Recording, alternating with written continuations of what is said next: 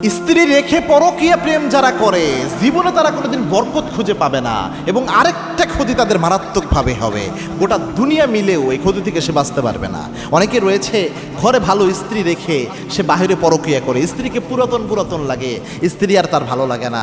বাহিরের দুনিয়ার সব মেয়ে ক্লাসলেস মেয়ে, যে মেয়ের কোনো ক্লাসই নেয়, এরকম টাইপের মেয়েও তার ভালো লাগে, কিন্তু স্ত্রীকে ভালো লাগে না। এটা কিন্তু অনেক মারাত্মক প্রিয় ভাই। আপনার স্ত্রী যদি আপনার ক্ষেত্রে এমনটা করে, আপনার হৃদয়টা কেমন হবে বলেন তো? আপনার হৃদয় তো ভেঙ্গে চুরে চুরমার হয়ে যাবে।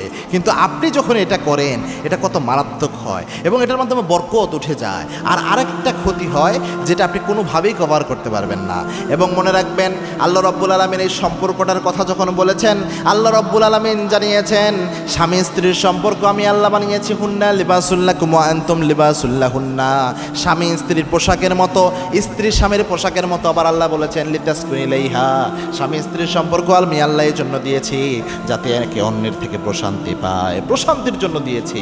তো কোনো স্বামী যখন স্ত্রী রেখে পরকীয়া করে, তার অন্তরের মানসিক শান্তি আল্লাহ উঠায় নেয়।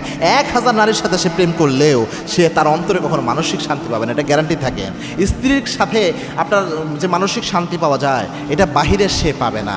এজন্য আমাদের উচিত হচ্ছে এই ক্ষেত্রে নিজেকে একটু সংশোধন করা। আল্লাহ রাব্বুল আলামিন আমাদের সকলকে হেফাজতে থাকার তৌফিক দান করুন, আল্লাহুম্মা আমিন।